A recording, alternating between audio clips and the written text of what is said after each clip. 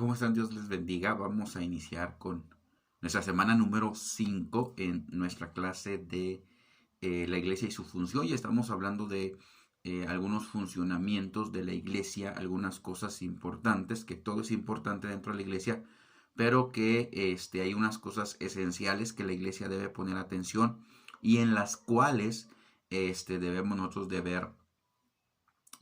poner de nuestra parte como miembros de la iglesia, como parte del cuerpo de Cristo, para que la iglesia siga en un correcto funcionamiento dentro de la sana doctrina de la cual se nos predica en la palabra de Dios. Vamos a ver en esta ocasión a hablar acerca del ministerio en la familia, la importancia de la familia. ¿Qué es lo que Dios dice acerca de la familia? Si nosotros vemos a través de la historia de la Biblia, nos vamos a dar cuenta que el propósito de Dios, aún desde el huerto del Edén, es con la familia. ¿Sí? El diseño original que Dios dio es la familia. ¿Para qué? Para que la humanidad fuera bendecida y para que la humanidad fuera en aumento. Hubo esa estrategia o ese principio bíblico de la familia. Siempre, por ejemplo, cuando hablamos ya de Noé, cuando Dios quiere salvar a la humanidad, en ese tiempo dice que no encontró a ninguno que estuviera recto de su corazón, pero el Noé sí encontró un cambio, algo diferente. Pero si nosotros vemos, no solamente salvó a Noé, sino también salvó a la familia de Noé. Después vemos cuando habla de Abraham, Abraham sale de su tierra y de su parentela, pero sale con su familia, sale con Sara, su mujer. Y cuando hablamos de familia no estamos hablando de mis tíos, de los tíos, de los tíos, de los bisabuelos, tatarabuelos. Estamos hablando del matrimonio, ¿sí? Si hombre y mujer son una familia, ¿no? Cuando alguien recién se casa, ya son una familia, porque ya están juntos, ya son matrimonio. Y a veces pensamos que la familia es cuando ya tenemos hijos, ¿no? Cuando ya estamos juntos, está junta toda la familia.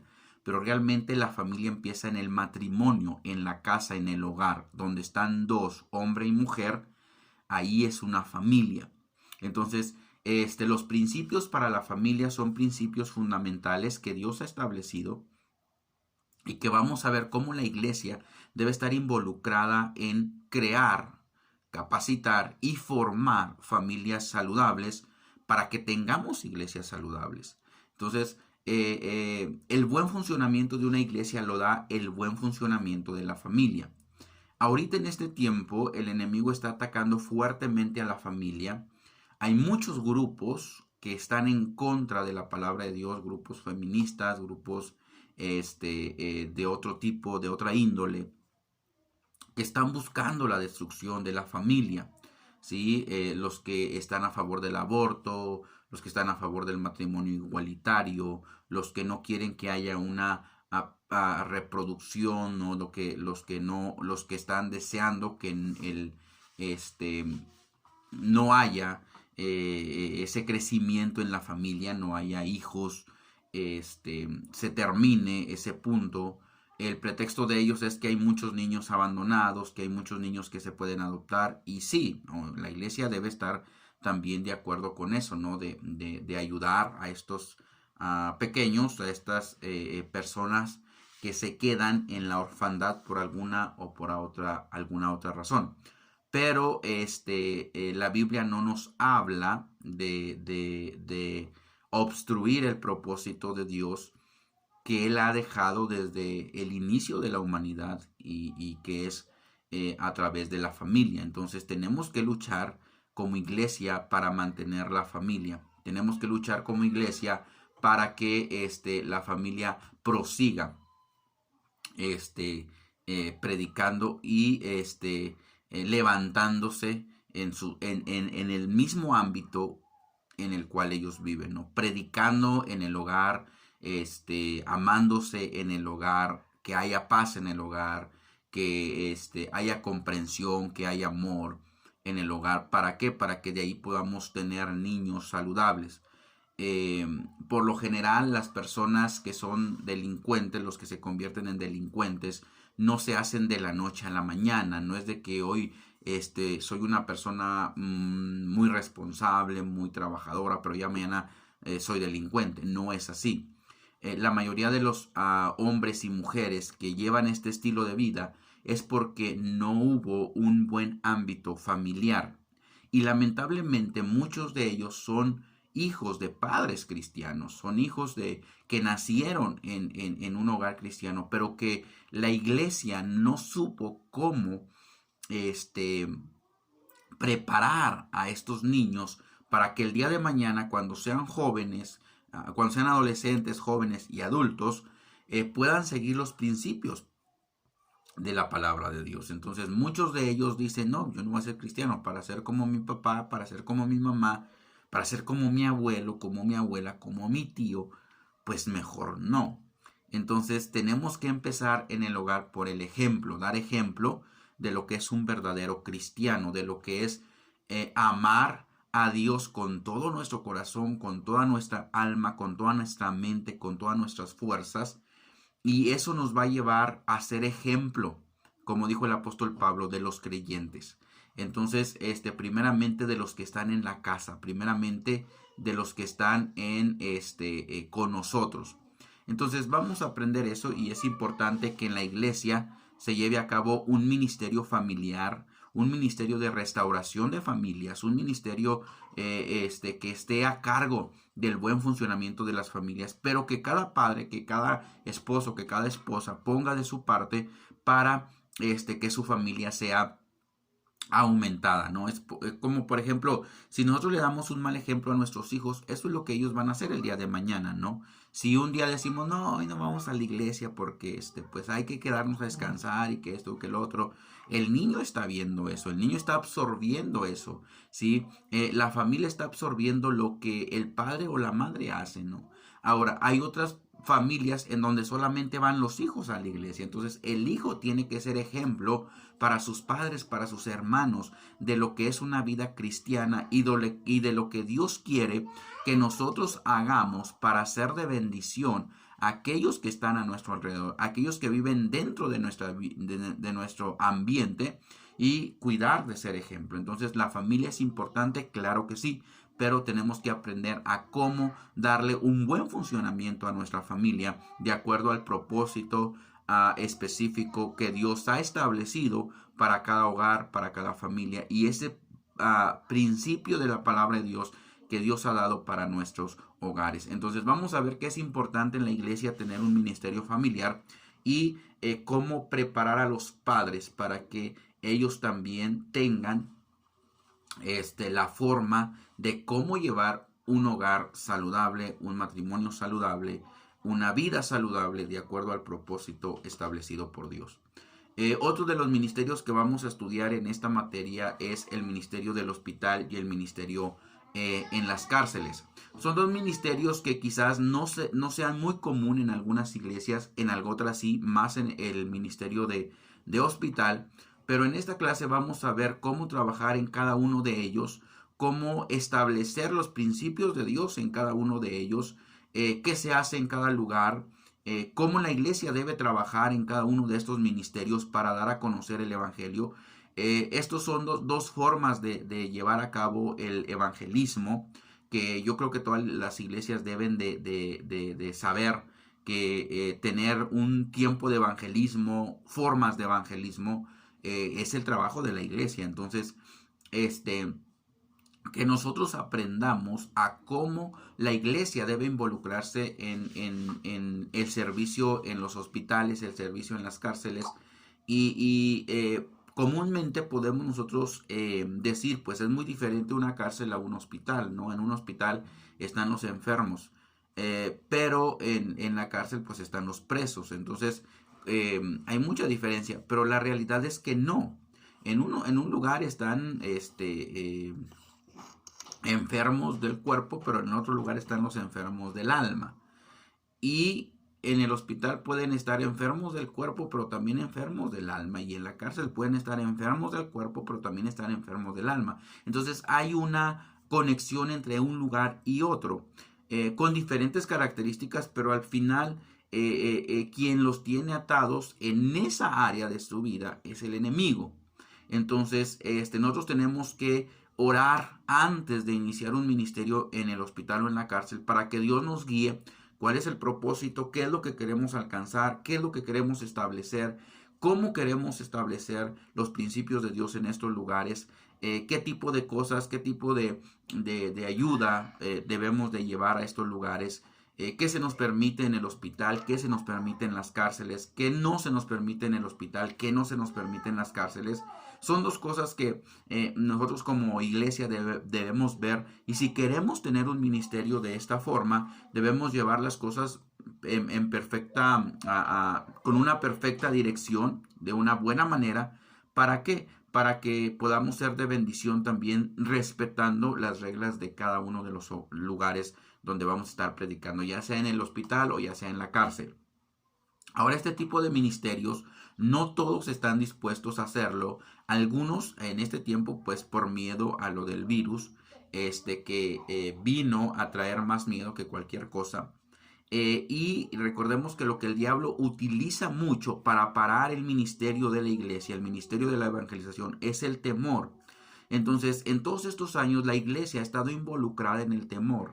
La iglesia ha estado hundida en el temor. El diablo ha logrado que la iglesia se intimide, que la iglesia esté como el pueblo de Israel cuando vino aquel gigante y Goliat, y estaba intimidando al pueblo de Israel. La iglesia está de la misma manera. Entonces debe haber un David dentro de nosotros que se levante y que no le tema al peligro, que no le tema al enemigo, porque sabemos que Dios nos ha enviado a predicar el evangelio.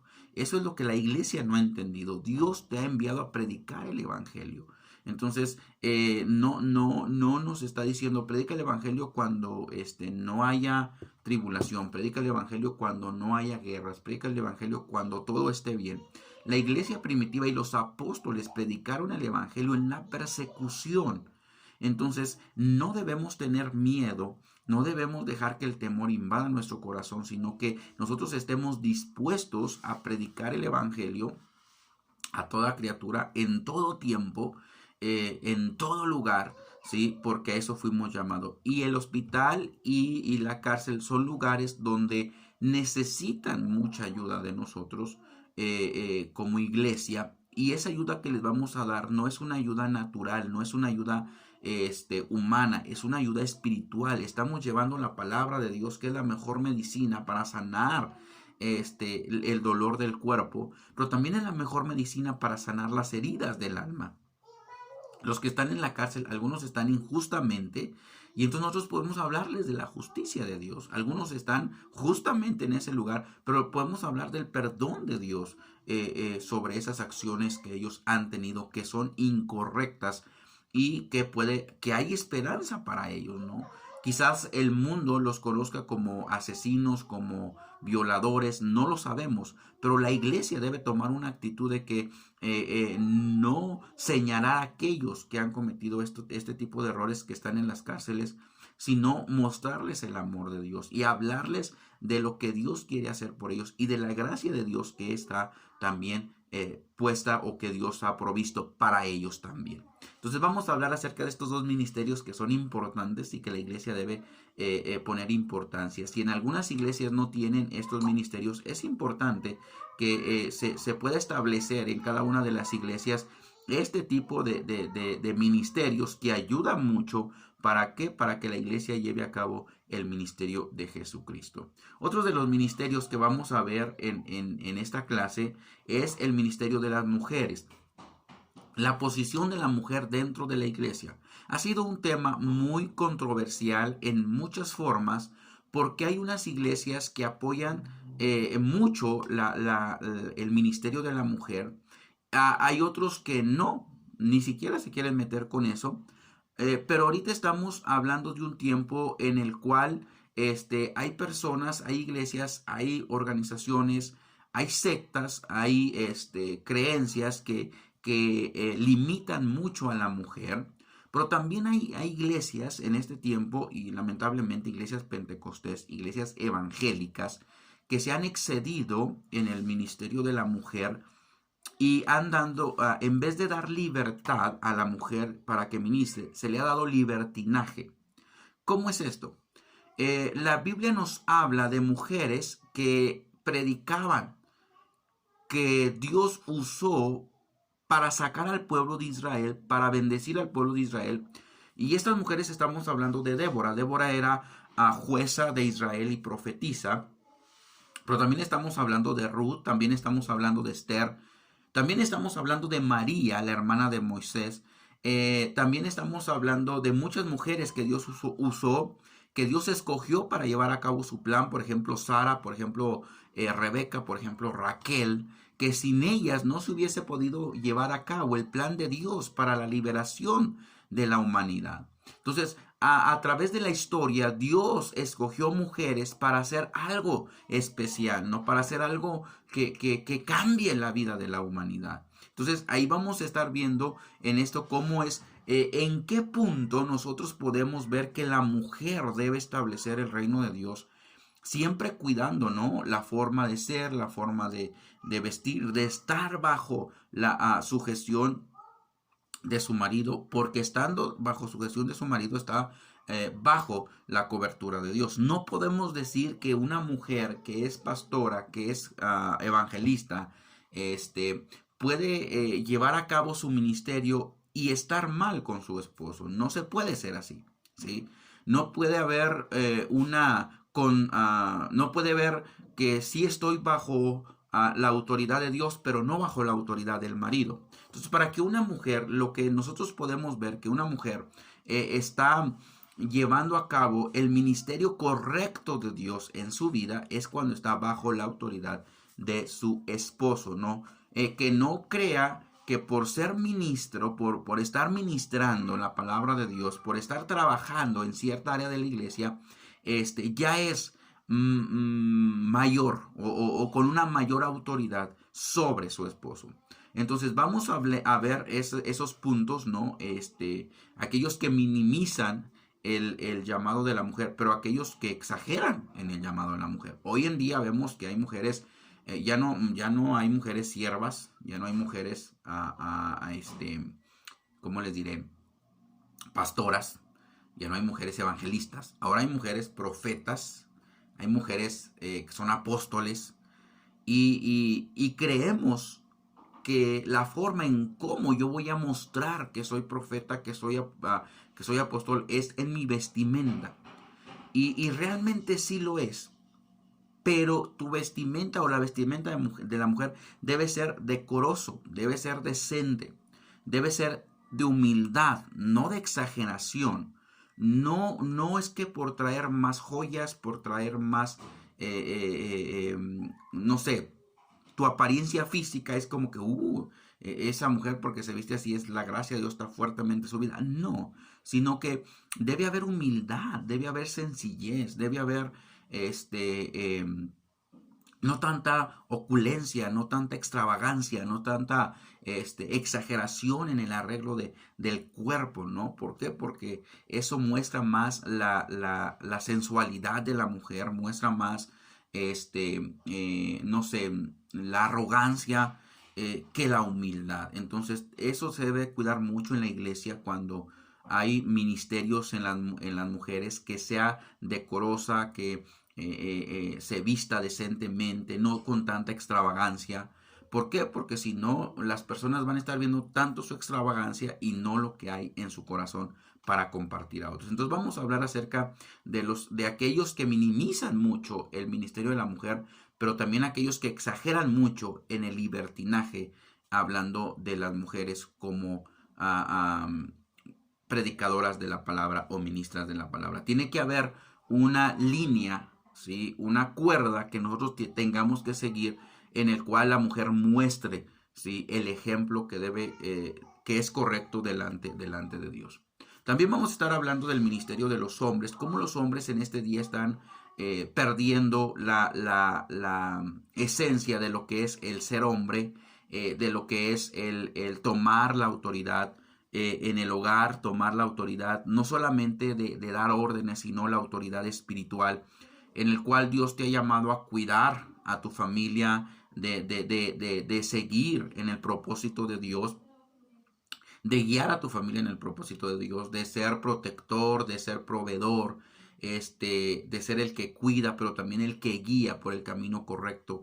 Y eso vamos a aprender cómo ayudar a los hombres a tomar su lugar dentro del hogar, no solamente con autoritarismo, no ser autoritario, no ser, como en este tiempo conocemos, no ser machista, sino con amor, hablando con amor. ¿Para qué? Para que todos los que nos conozcan vean un buen ejemplo de lo que es un varón, un hombre de Dios, ¿sí? Que cuide a su familia, que ame a su esposa, que ame a sus hijos, que sea de buen ejemplo, que provea para sus casas, para su casa, para su familia. Entonces vamos a ver también eso en esta clase, el ministerio del hombre dentro del hogar, pero cómo la iglesia puede ayudar para que el ministerio de hombre crezca y el papel del hombre dentro del hogar no se pierda, sino que mantenga una forma correcta. Entonces, eso es lo que vamos a ver en los ministerios. Hasta aquí terminamos estas clases de los ministerios y ya vamos a empezar con otros temas. Pero yo creo que cada uno de estos ministerios que hemos mencionado, el de jóvenes, el de niños, el de familia, el de los ministerios de la cárcel, del hospital, el de mujeres, el de hombres, son los más esenciales y los más completos de las iglesias, que hay muchos más, yo sé que hay muchos más, pero estos son algunos que nos ayudan para ver el buen funcionamiento de la iglesia. Y en la última clase de esta semana vamos a estar hablando de la disciplina en la iglesia, algo que no nos gusta, algo que ni queremos escuchar, pero que la Biblia nos lo marca. Una iglesia que no disciplina es una iglesia que se vuelve liberal. ¿Por qué les digo esto? Porque hoy en día los pastores se están volviendo en un tipo de ministros que todo permiten, ¿no? Yo permito que los jóvenes vayan al antro y el domingo vengan a ministrar.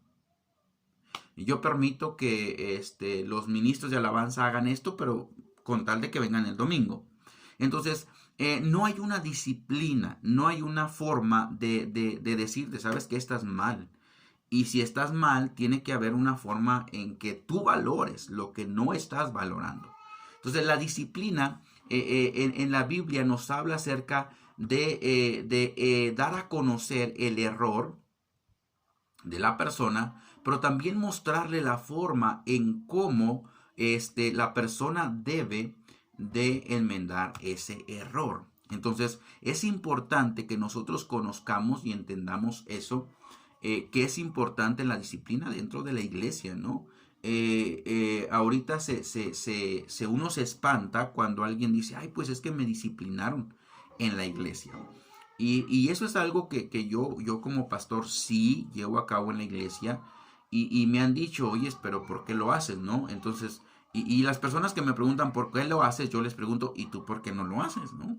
Entonces, cada quien tenemos nuestra forma de pensar como pastores, pero recordemos que como pastores va a llegar un día en que Dios nos va a pedir cuentas, ¿sí? De los miembros, ¿no? Entonces, no somos muchos los que comprenden plenamente la autoridad de la iglesia. A veces pensamos que la autoridad es nuestro enemigo. El pastor es mi enemigo porque siempre me está regañando, porque siempre me está diciendo, porque siempre me está disciplinando, porque siempre me está diciendo, porque... Y no es así, ¿no? Sino que el pastor que disciplina es el pastor que ama. El padre al que ama disciplina, al que ama corrige. Si tu pastor te habla, si tu pastor te disciplina, es porque te ama y porque quiere el bien para ti. Entonces, la disciplina de la iglesia es el proceso de corregir el comportamiento pecaminoso entre los miembros de una iglesia local con el propósito de proteger a la iglesia, restaurar al pecador para que camine correctamente con Dios y renovar el compañerismo entre los miembros de la iglesia. Ese es el propósito del corregir y del disciplinar dentro de la iglesia. Ese proceso nunca es agradable, ¿sí? Nunca nos gusta que nosotros que seamos disciplinados. Nunca nos gusta que nos hablen. Nunca nos gusta que nos digan las cosas en las cuales estamos mal, ¿no? Y realmente las personas tenemos esa forma de si yo sé que esta persona me va a decir lo que yo estoy mal, pues yo busco a quien a mí me diga, ¿no? Que yo estoy bien, ¿no? Por ejemplo, voy con aquel hermano que sé que está en contra del pastor y digo, oiga hermano, el pastor me disciplinó. Ay, no, es que el pastor está mal. Entonces siempre buscamos a quienes están en contra del pastor para que nos den su punto de vista y yo sentirme bien, ¿sí? Y sentir que el pastor está mal porque me está disciplinando, pero realmente es que no. Si el pastor te está disciplinando es por tu bien, pero también porque está cuidando el beneficio de la iglesia, el beneficio, el bienestar de la congregación, que a eso fue lo que Dios nos ha llamado, ¿no? Entonces vamos a ver que la disciplina es bíblica, que la disciplina es una extensión del evangelio, que la disciplina promueve la salud de la iglesia y que la disciplina hace que el testimonio de la iglesia ante las naciones sea transparente y reluciente. Eso es lo que es la disciplina, ¿no? ¿Cuál es el propósito de la disciplina? Exponer el pecado, advertir del pecado, salvar al pecador, proteger a la iglesia, proteger al que está cometiendo mal, pero también mostrar a Cristo en esta parte de la Biblia. Entonces, la disciplina es parte esencial del discipulado, ¿no? Entonces, disciplina, ¿qué es disciplina? Orden para aprender. Y discípulo, perdón, es aquel que aprende. Entonces, ambas palabras tienen la misma raíz y esta raíz es discípulos, disciplina y discípulo. Entonces, disciplina es orden para aprender y discípulo es aquel que aprende. Entonces, lo importante que debe estar presente en el corazón de aquellos que ejerzan la disciplina es la presencia de un corazón humilde. En 1 Corintios capítulo 10, verso 12 dice, el que cree que estar firme, tenga cuidado de que no caiga. Entonces, el que está disciplinando debe saber que lo que está hablando, que lo que está diciendo no hacer, él tampoco lo debe de hacer. Entonces, debemos de también ser cuidadosos cuando estamos disciplinando. ¿Okay? Entonces, la disciplina formativa ayuda a formar al discípulo a través de la enseñanza. Y la disciplina correctiva ayuda a corregir al discípulo corrigiendo el pecado. Entonces, ¿es importante la disciplina dentro de la iglesia? Sí. Si no se está disciplinando, no se está caminando, no se está avanzando, se está retrocediendo. Entonces, hay que disciplinar para poder capacitar, para que la iglesia pueda llegar a recibir, ¿sí? lo que se ha prometido para la iglesia. Entonces, cuando no se disciplina, la iglesia piensa que está bien. Por ejemplo, si no se disciplina a un hermano que cometió adulterio, que cometió fornicación, si no se disciplina y lo seguimos dejando que participe en las cosas de la iglesia que está participando, pues este hermano nunca va a aprender a que no debe cometer ese pecado. Siempre lo va a estar haciendo. Acabo el pastor no me dice nada, los hermanos no me dicen nada. Algunos pastores dicen pues que Dios lo discipline, pero realmente Dios nos puso aquí para eso, ¿sí? Para que podamos guiar a la iglesia por el camino correcto y que podamos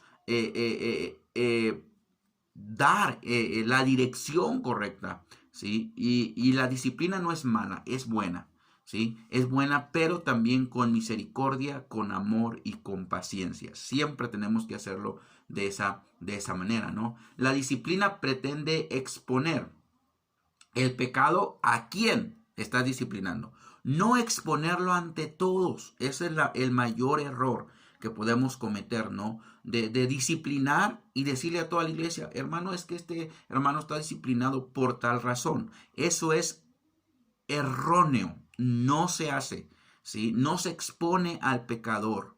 Dios no nos expone a nosotros. Dios sabe que cometemos errores, pero no nos expone.